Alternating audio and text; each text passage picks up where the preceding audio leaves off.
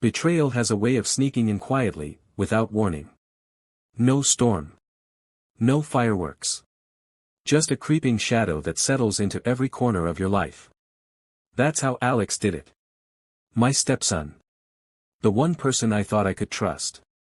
The one person who would quietly destroy my life, piece by piece, with nothing but lies. I'm Jason Carter. 35.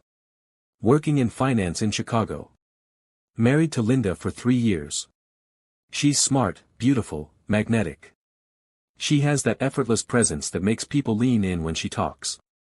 Alex was 16 when we met, tall, sharp, confident, full of that teenage arrogance that makes them think they know everything. I tried to treat him like my own. I offered guidance, patience, care. I believed he appreciated it. I was wrong. Our life seemed stable. Comfortable. Predictable, in the way that makes you forget life can crumble in a single night. We had our home. Our routines. Our little rituals. Laughter. Arguments that faded into quiet evenings. I loved them, trusted them, believed love and trust could survive anything. It began subtly. Alex rolling his eyes at my suggestions. Whispering remarks to his friends when he thought I wasn't listening. Small mutters, almost inaudible. I dismissed them. Teenagers, testing limits. Nothing personal. Then the whispers became words, the words became lies. I remember the night it all fell apart. I came home exhausted, expecting the smell of dinner, the low hum of a TV, the comfort of familiarity. Instead, the house was heavy. Silent. Oppressive. Jason, we need to talk. Linda's voice. Cold. Sharp. Empty. I froze. What's wrong? I asked, trying to steady my voice. You need to leave. I laughed nervously. Leave? What are you talking about? She held up her phone, her eyes blazing, fury wrapped in disbelief. I know everything. Alex told me. My chest tightened. Told you, what? That you. I can't even believe I married you. Her conviction cut deeper than any scream could. She didn't give me a chance to speak. She packed her things. My home. My life. My love. Gone. I stood there, numb, thinking, who could do this to someone they claimed to love? Alex's lies were simple, but they carried the weight of devastation. He claimed I was cheating. That I married Linda for money. That I didn't care about him. Every word perfectly designed to hurt me, and it worked. Linda believed him. Blindly. She chose her son's lies over years of trust, care, love. Over the man who had devoted himself to them. I tried calling, texting, emails, visiting. Nothing. Blocked. Erased. Even our friends didn't believe me, they had heard Alex's version first. And Alex, he thrived on it. Smirking whenever our eyes met. Every glance a knife twisting in my chest. My family had chosen him over me. Over me. I sat alone that night. Heartbroken. Furious. Devastated. Somewhere in the wreckage, clarity appeared. Not rage. Not hatred. Clarity. If they thought they could destroy me, they were wrong. I didn't scream. I didn't shout. I didn't make threats. I planned. Slowly, carefully, perfectly. Step 1, secure my assets. Accounts. Properties. Every financial safety net. Step 2, hire a lawyer. Step 3, let them think they had one. Linda thought she had thrown me out. Alex thought he had destroyed me. Both were about to learn the hardest lesson of their lives. The divorce was methodical. Quiet. No yelling. No tears in court. Just law. Just strategy. Every asset I had, untouchable. Every plan, airtight.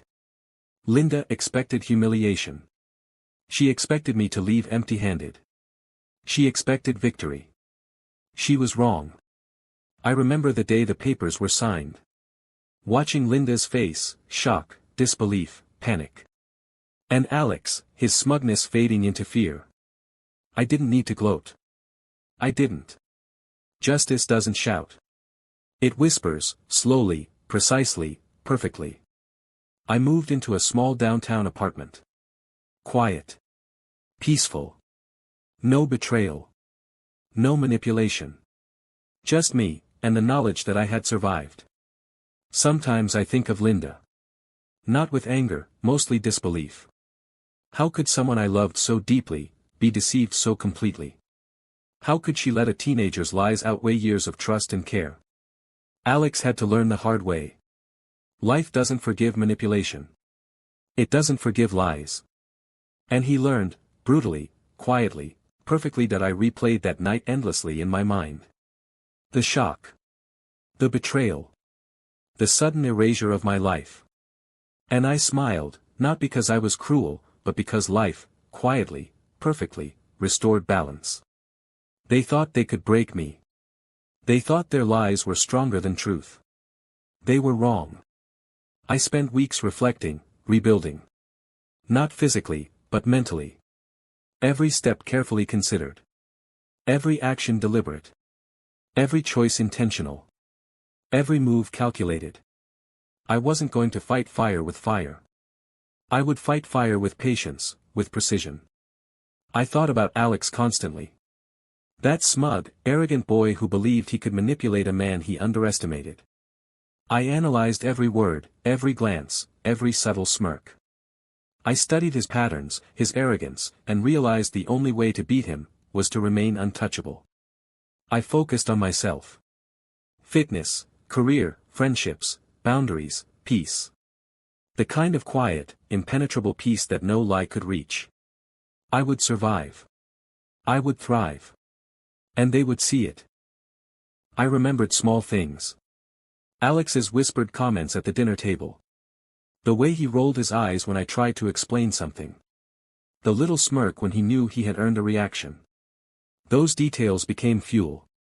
I catalogued everything mentally, preparing for a future where their arrogance would collide with my patience. I thought about Linda's sudden coldness. The look of disbelief in her eyes when she held that phone. How quickly she abandoned years of trust for a teenager's lies. That image haunted me, but it also steeled me. I wouldn't cry over betrayal. I would plan, rebuild, and rise above. I began building new routines. Waking early. Running before work. Meditation to quiet the rage and disappointment. I turned every negative into a lesson. Every setback into strategy. Every betrayal into fuel. Months passed. Slowly, methodically. I grew stronger. I became untouchable, not by fighting, but by removing the power they had over me. Sometimes I caught myself smiling at the thought, the day Linda and Alex would finally see the consequences of their choices. The day they realized the man they thought they could destroy, had already risen. Weeks passed. Months. Linda stopped answering calls. Alex avoided me, though occasionally I glimpsed him in the neighborhood. That smugness he wore like armor, was gone. Replaced by panic, regret, fear. I didn't need to confront them. The truth was doing all the work. Every lie Alex had spun, every deception, crumbled quietly, inexorably, perfectly.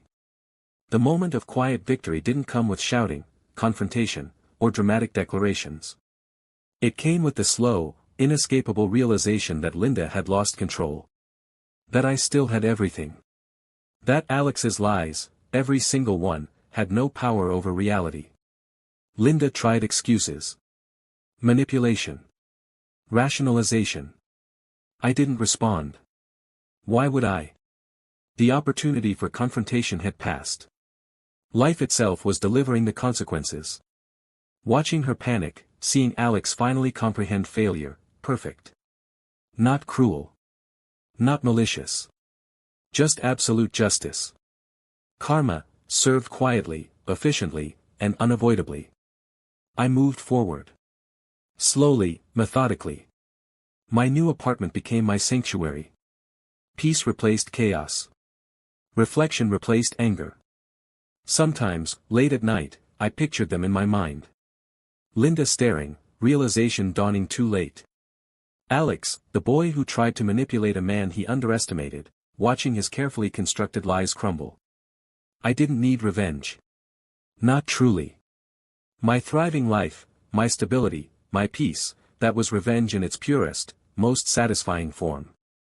Watching them squirm, realizing the depth of their error, life itself did the work. I immersed myself in rebuilding my career. Every late night, every careful decision, every investment, it all added to the life they thought they had stolen from me. Friends returned. Those who had stayed true. People who mattered. I reconnected with colleagues, built new connections, and slowly became untouchable in every sense. Alex occasionally tried to provoke me. A careless glance, a whispered word to a mutual acquaintance. But by now, I was untouchable. My mind, clear. My focus, sharp. He could not manipulate me, because I no longer gave him the keys to my life. Linda, on the other hand, she had to face reality daily. Every mistake she made, every misjudgment, every blind trust in lies, it haunted her. Every moment a reminder that she had chosen deception over truth, manipulation over loyalty, lies over love. She called once, nervously. "Jason, can we talk?" I didn't answer. Why would I? She had already faced the consequences of her choices. Her regret, her panic, her helplessness, it was enough. The day the divorce finalized, the financial settlement in my favor. Linda's expression was priceless. Shock, disbelief, panic. Alex's smugness, so carefully constructed, had vanished. For the first time, he understood that not every battle is won with lies, and not every manipulation goes unchecked. I didn't rub it in. I didn't gloat. That would have cheapened it. I simply walked away, with my dignity intact, my life whole, and a quiet satisfaction that justice had been delivered without me lifting a finger to strike. Months turned into a year. Life carried on. I rebuilt my home, my routine, my friendships. Peace became my new companion, and it was more valuable than anything Linda or Alex could ever take from me. Sometimes, late at night, I would replay every moment, the betrayal, the lies, the disbelief. And I would smile. Not out of malice, but because the story didn't end in despair. It ended in balance. In quiet justice. In life itself showing them the cost of their arrogance, their lies, their betrayal. There is a strange, quiet power in survival. A calm satisfaction in knowing that the people who thought they had destroyed you are, in fact, powerless against the truth, against resilience, against patience. Betrayal is a harsh teacher. Pain is a harsh teacher. Lies teach as well. But survival?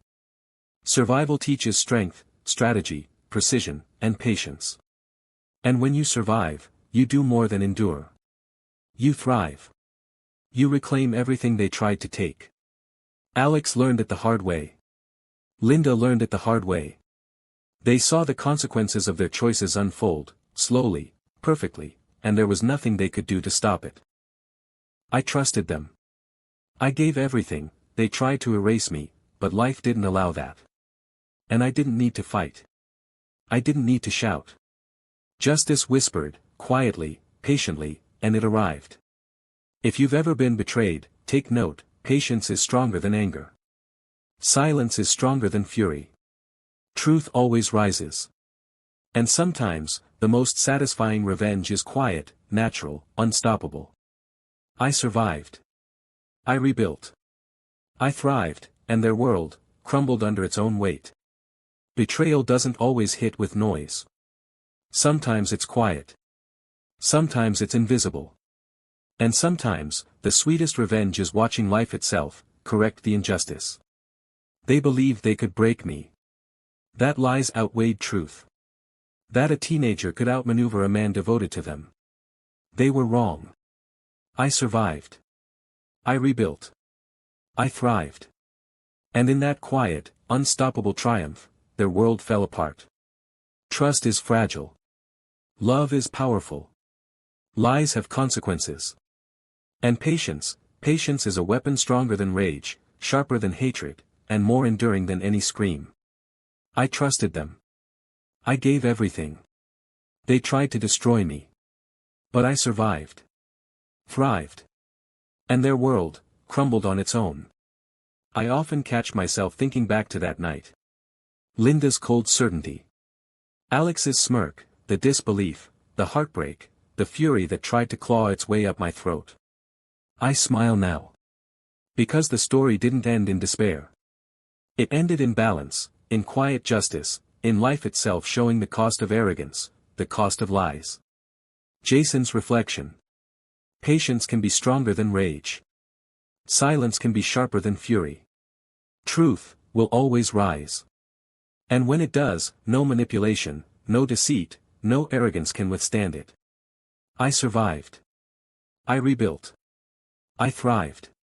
And in the aftermath, they realized, far too late, that every choice they made against me was a choice against themselves. Every step, every decision, every quiet moment of resilience mattered. I was not broken. I was not defeated. I was untouchable. And they, Linda and Alex, would carry the weight of their choices for the rest of their lives. Betrayal tried to define me, but I redefined myself. And in the end, that was the most powerful revenge of all. Unbelievable, right? Flushed face, make sure you subscribe to Karma Twin Voices, because we bring you real-life stories, turned into movie-like experiences you won't forget.